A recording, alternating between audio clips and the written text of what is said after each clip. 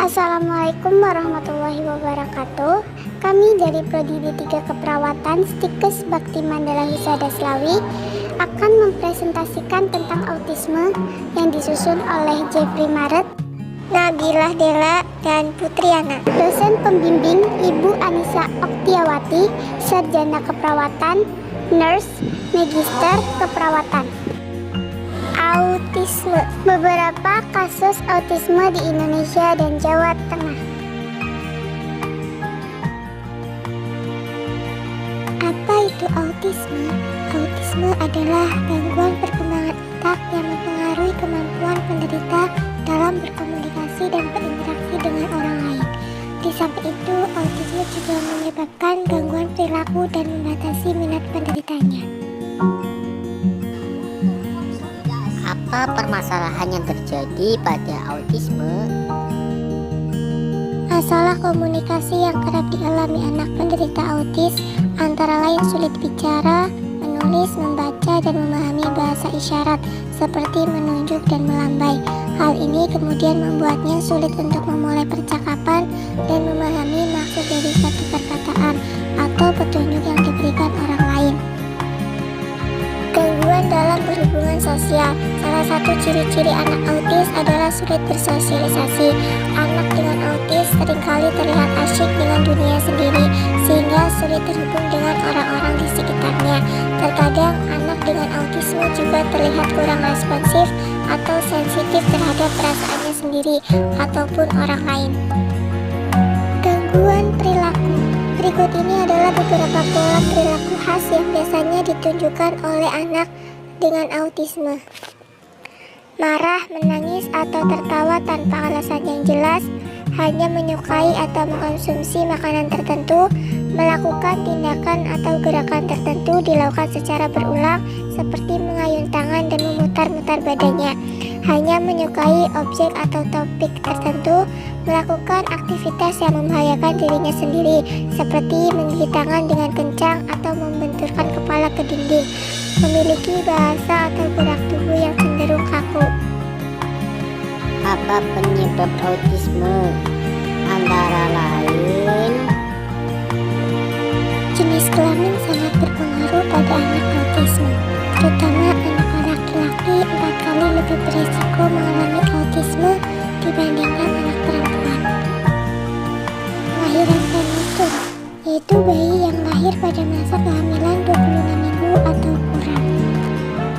Beberapa gangguan tersebut antara lain distrofi otot, Fragile X syndrome, lumpuh otak atau cerebral palsy, neurofibromatosis, sindrom Down, dan sindrom Rett.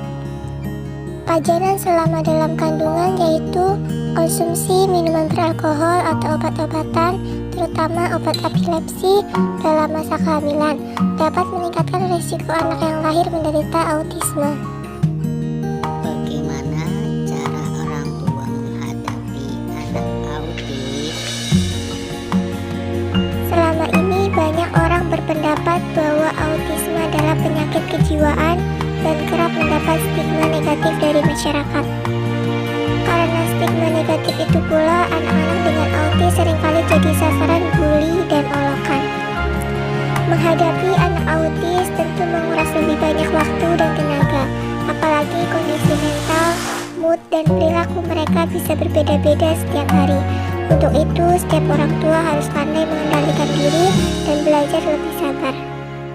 Para orang tua yang memiliki anak autis tidak semestinya merasa rendah diri, sebab itu hanya akan menurunkan semangat dalam merawat si buah hati. Ada baiknya cobalah saling berbagi informasi dengan orang tua lain yang juga memiliki anak autis. Bukan hanya membantu dalam menghadapi anak kalian autisme, tapi juga bisa saling sama-sama menguatkan. Cara melakukan fiksasi pada anak yaitu 1. Palingkan pandangan anak agar tidak menghadap ke orang tua. 2. Jepit kakinya dengan kedua paha. 3. Peluk anak dari belakang. 4. Silangkan kedua tangannya ke depan. 5. Pegang erat kedua siku anak, tangan kanan memegang siku kiri, tangan kiri memegang siku kanan. 6. Dekap anak dengan erat sampai anak berhenti menangis dan kembali tenang. Bagaimana cara pengobatan pada autisme. Edukasi kepada keluarga, yaitu dengan terapi keluarga. Terapi keluarga berfokus membantu orang tua dan keluarga penderita autisme. Melalui terapi ini, keluarga akan belajar cara berinteraksi dengan penderita dan mengajarkan penderita berbicara dan berperilaku normal. Penggunaan obat-obatan. Walau tidak bisa menyembuhkan autisme, obat-obatan dapat diberikan guna mengendalikan gejala. Contohnya, obat antipsikotik untuk mengatasi masalah perilaku, obat antikonvulsan untuk mengatasi kejang, antidepresi untuk meredakan depresi, dan melatonin untuk mengatasi gangguan tidur.